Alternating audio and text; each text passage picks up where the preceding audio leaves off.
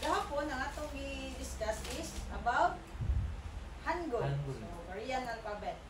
Jaum, consonants, and okay, so far, nabakabaw naman mo basa. So, pero need pa dyan practice, memorize, basa. Okay. So, if naka-notice mo, sa consonant, na-dyan siya ikaduhang sound value. Diba? Unsa ito kong gingon? Katong ikaduhang sound value niya, mauto siya ang basic batchim. Unsa itong batchim? Final consonant. Okay, mao niya sound value pag naa siya sa final consonant. Okay. So, batchim. Okay, batchim or in English, final consonant. So, origin of this word is batchida. Okay, batchida, kani noun, batchim, kani batchida means verb. Okay, pag nanay da, verb na na. Okay, plain form. Which means to support. Okay, support. It supports a set of consonants and vowel. In Korean, a vowel and consonant are combined to form a character, and you can add final consonant or batchim or called batchim under a syllable set. So, under a syllable set, kabantay mo ito, ang babaw, diba? Mao to'y syllable set. Then, ang bugos, mao ang batchim. Okay, batchim are all consist of consonants only. So, walay batchim nga vowels. Okay, so practice again. Sample. Okay, unsa ganito akong gingon? So, pag wala pa na conjugate ang usa ka word, usa ka verb or adjective, ato siya basahon syllable block by syllable block para mas dalit nimong mabasa. Okay? O mag-practice. Syllable block by syllable block. Pero pag ang verb o ang adjective, makonjugate na ganito, present, past, and future, mausab naman ang pag-pronounce anak or mausab na ang pagbasa. So, karon wala pa man ang nouns, dili man na nato ma-conjugate. Diba? So, ang verbs raman. Okay, so, mga nouns pa man niya ang atong mga di-practice o basa. Okay, first, this one. So, how many, okay, let's try. Kung maka-identify na mo, how many syllable block? Two. Very good. Anong tuman? Tumaman ang kanang vowels niya. Sa usa naman. Yes, correct. So, two syllable block. Nga naman, ang sagot ako gingon, and every syllable block, there is only one vowel. So, you can identify nga usa na siya ka syllable block if naa siya usa ka vowel.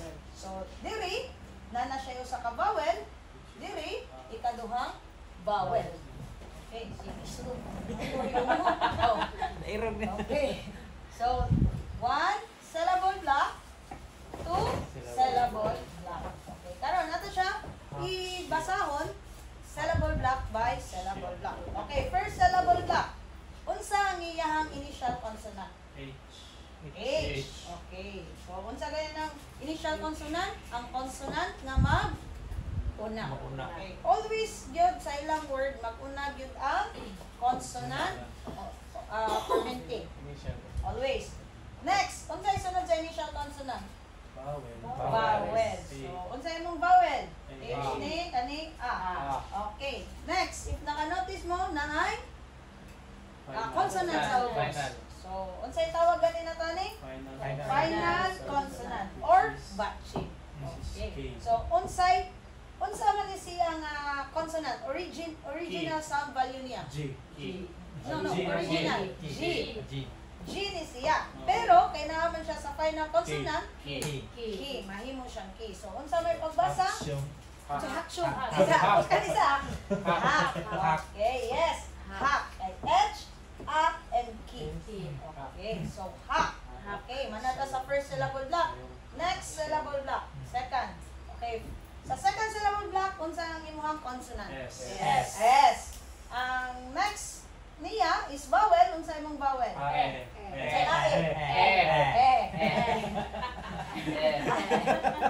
Okay. Next, ang final consonant. Unsa imong final consonant? Okay. Unsa yung original sound value ni Silent. Okay. Silent siya pag naa siya sa initial consonant. Okay. NG man ha, unsay basa? Kung sa'yo. Yes! Seng. Yes, seng. Ayaw ninyo basa ang Seng. Okay, so first syllable block, seng. Okay, anaon ninyo pag basa. Identify how many syllable block, then inyong tagsa-tagsaon. Okay? Para mas dali. Okay? Pag-ingon na ninyo, mas ma-practice manggudan ninyo ang character and also ang inyong pagbasa. Okay? Murag yung i-dissect, yes, correct. Yung i-dissect ba? Okay? Mas ma-practice nimo. Okay? Nuggets? Okay. So, ang tawagan niya, kaning nasa ubos, Final consonant, and basic batchin na siya. Okay. Hindi daw, try na to. Individual patay. Try na to. Okay? Okay. Ha? Punta ka na. Ayaw karatol. Basta daghan. Ayaw karatol. Unsa akong giingon? Identify how many syllable block. Okay, let's try ni mo, sir. Ikaw may niingon. Okay, sige. Let's try. Siya mo to mo? Sige, usasawan rin ako. Usasawan rin. Talag-tilog. Okay, how many syllable block? 4. Okay, 4. 1, 2, 3, 4. Okay, first syllable block. Unsa ang pagbasa? Silent lang siya, so... Yes, correct. Okay. Next syllable block.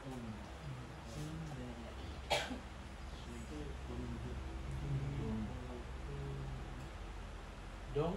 Yes. So, pila na. Unsa na ang pagbasa? Ondong. Ondong. Next syllable block. Ha? Okay. Ha?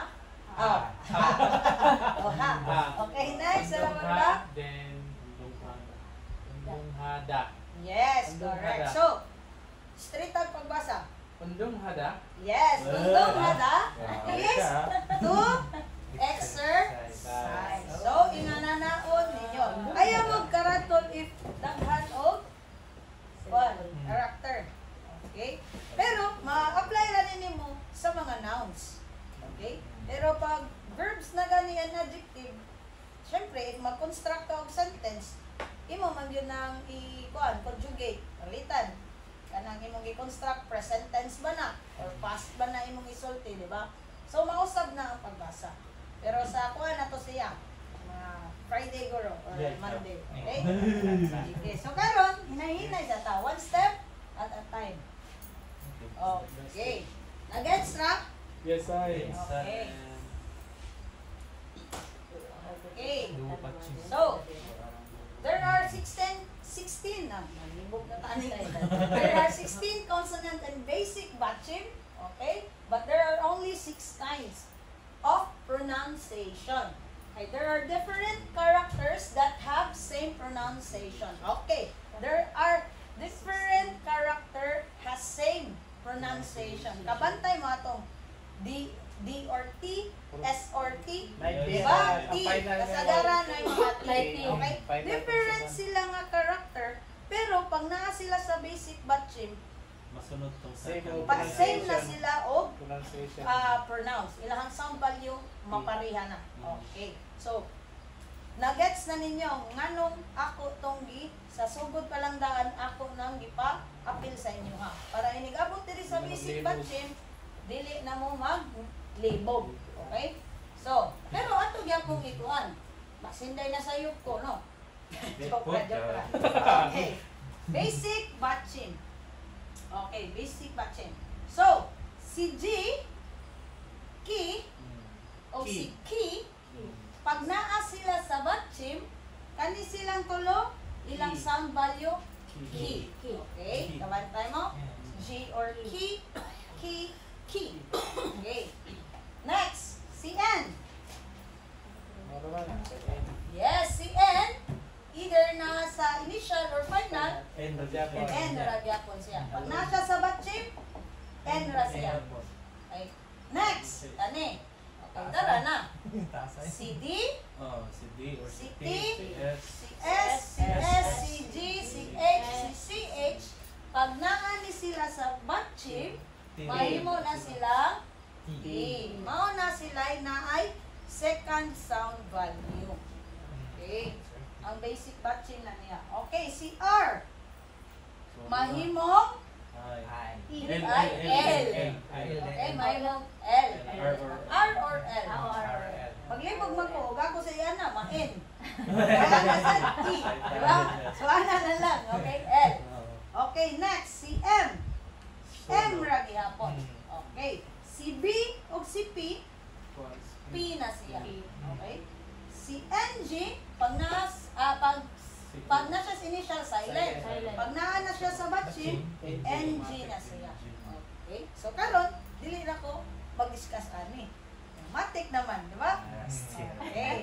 So, ari na ta sa double batching. Okay. Di ba? Masave ato ba? Time. Okay, so, double batching. So, double batching. Pag mo ingong gayag double batching, kanina kay usara man kabuok, batching ang nasa ubos. Diba? Bantay mo? Usara. Usa. Okay? In every syllable block, usa. So, pag double batching gani, duha ka batching ang naa sa ubos. Duha ka consonant ang nasa ubos. Sample.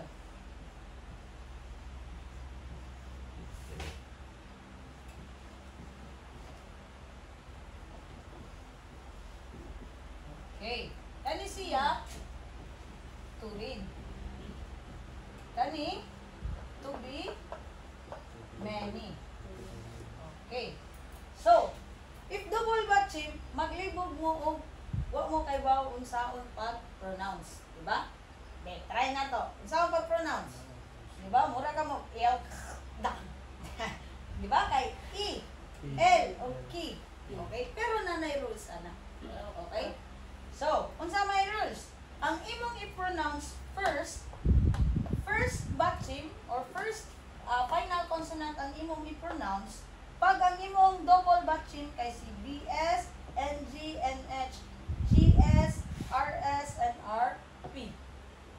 Okay? So, if kani ang nasa ubos, ang first ang imuhang i-pronounce. Nagets ninyo? Pero, pag ang imuha ganing double batching, kay si RK, RM, and RP, ang imong i-pronounce kay ang ikaduha. Kani. Kaning ikaduha. So, pag kani sila, ang first. Okay? Gets?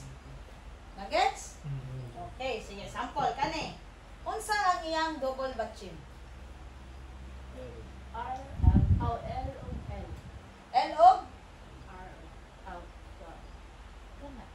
Okay. Unsa gi? Speed ninyo, speed. L-O-K. Okay. L-O-K. Okay, sige. L-O-K. So, asa siya nabilong? Sa first or second? Second. So, unsa ang imong i-pronounce? Ang first or ang second? Second. So, meaning ana, imo ni siya i-silent. Okay. So, unsay basa? Yes? Yes. Da. Okay? Nagets ninyo? Kani, ikaduha, to be many. Unsa ang iyang double batching? N and H. Okay, N and H. Okay, asa siya nabilong? Sa first or sa second? Sa first. So, unsa man ang imong i-pronounce? Ang N. So, unsay basa? Manda. Yes, manda. Okay. So, inguna naon siya pag double batching. Kaya sa namoy, dagana na mo memorize. Kaya di po nagtiknik. Ay, naninyo memorize kanina sa babaw. Daghan na kayo. Ang tulo na lang sa boss. Okay. So, dili ang tulo, matik na to nga sa babaw. Yes. Okay. So, unsaon? Ako balik, akong isulti. Pag ang imong batching gani kay dili RK, RM, RP, automatic ang first ang imong i-pronounce. Okay? Pero pag ang imuha ganing batching RK, RM, RP, second ang imuha i-pronounce. Gets? Yes, I'm Short. Yes. North. Ah, sige, be. Kaya na gets man. gamay. Okay. Unsa gani atong memorize son? RT, RM, RP. Okay, RT, RM, RP na lang kay malibog mo dito. Okay? Okay, sige. Sige daw, be.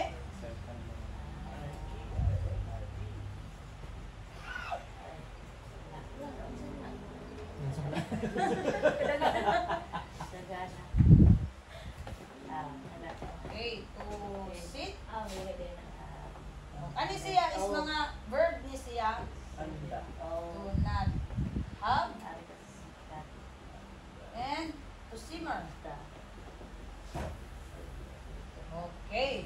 So, sir, unsay basa sa to sit in Korean? To sit is... Okay.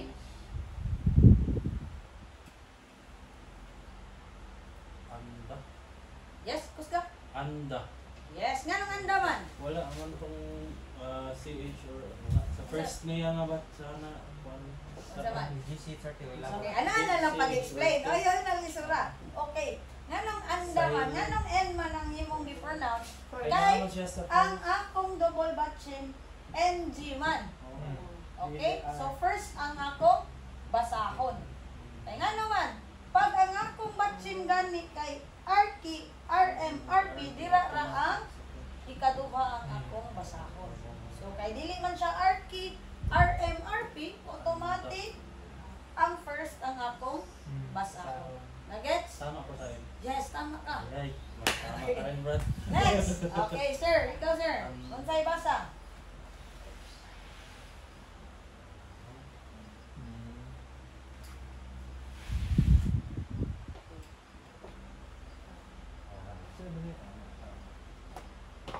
Ah, Klaro na. Ugda na. Ugda. Yes! Up! Ugda. Upta.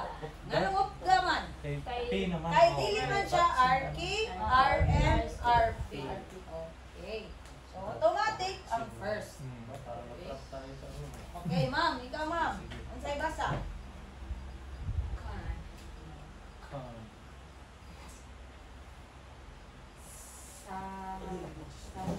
Yes, correct. Samda. Nganong samda man? Kay Kuan man. Kay ngano? RM. RM man. Ang iyahang double Second ang basahon. batching. Nagets? Yes, I. Nagets? Yes, Yes, I. Ay, unsa atong memorize son? RT, RM, RP. Okay. Pag ang imong double batching kay RK, RM, RP, unsa imong basahon? Second. Ang second. Pag dili, First. first. Okay, klaro ha? Kasi mabali na. Okay, klaro ha? Okay, nagets ra? Yes, ah.